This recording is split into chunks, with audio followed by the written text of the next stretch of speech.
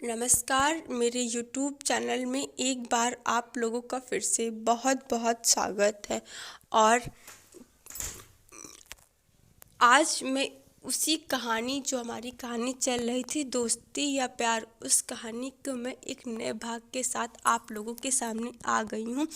और अगर आप लोगों ने इस कहानी की पहले के भागों को नहीं देखा है तो वीडियो वाले सेशन में जाकर ज़रूर देखें, ताकि आप लोग को पता चल सके कि कहानी में कौन कौन से कैरेक्टर हैं और कहानी में यह मोड़ कैसे आया। और अगर आप लोग मेरे चैनल पर नए हैं तो प्लीज़ आप लोग मेरे चैनल को सब्सक्राइब कर दीजिएगा, वीडियो को लाइक कर दीजिएगा और कमेंट सेक्शन में ज़रूर बताना कि आप लोगों को इस कहानी का यह भाग कैसा लगा। तो हम लोग बिना टाइम वेस्ट किए हुए वीडियो की शुरुआत करते हैं। जब सौम्या को पता चलता है कि उसकी जान बचाने वाला कोई और नहीं मयंक था, तब उसके होश उड़ जाते हैं और फिर उससे बहुत पछतावा होता है। तब वह अभय से कहती है कि वह मयंक से बात करना चाहती है और अभय के पास उसका कोई कांटेक्ट नंबर नहीं होता है, क्योंकि मयंक ने अपना कांटेक्ट नंबर ही बदल दिया था और वह कहाँ गया है किसी को कोई खबर नहीं है।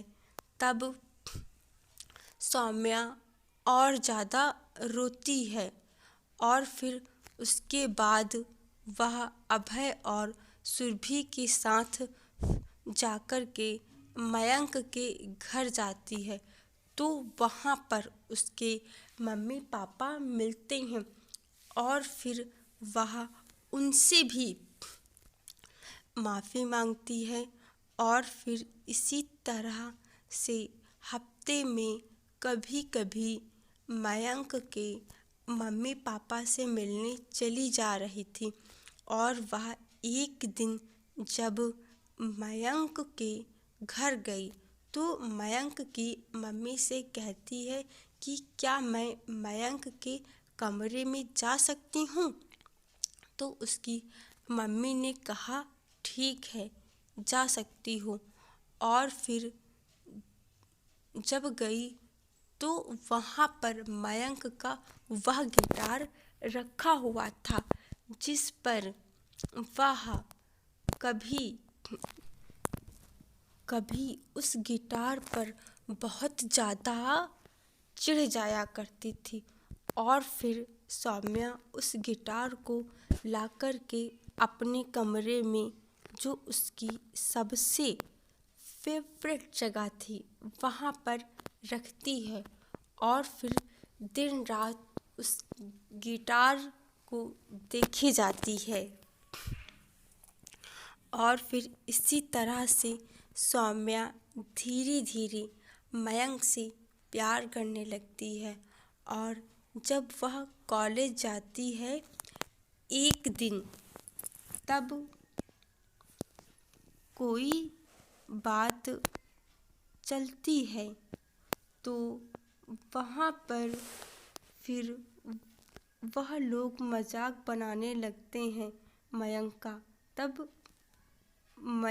तब सौम्या बहुत ज़्यादा गुस्सा करने लगती है और फिर वहाँ से वह आ जाती है और वह मानो मयंक से सच में बहुत ज़्यादा प्यार करने लगी थी। और उसके बर्ताव की वजह से वह उससे बहुत दूर चला गया था। और कुछ दिनों के बाद फिर एक दिन मयंक ने अभय को कॉल किया और जब अभय ने कॉल उठाया तो मयंक ने बताया कि उसने शादी कर ली है।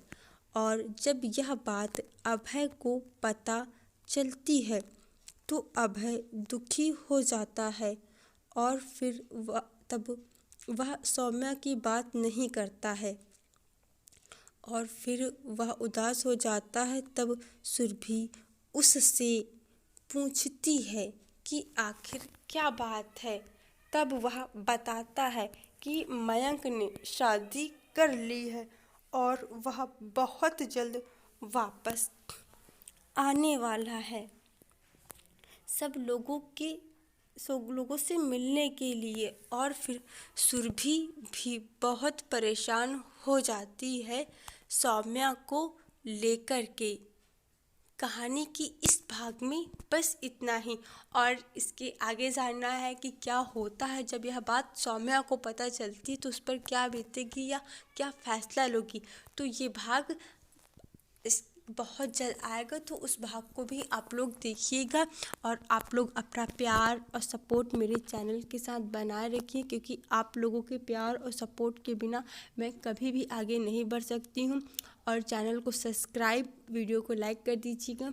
और कमेंट सेक्शन में ज़रूर बताना कि आप लोगों को ये कहानी का भाग कैसा लगा। और हम लोग बहुत जल्द मिलेंगे इसी कहानी के नए भाग के साथ। तब तक के लिए bye bye, take care, thank you so much, शुक्रिया, धन्यवाद।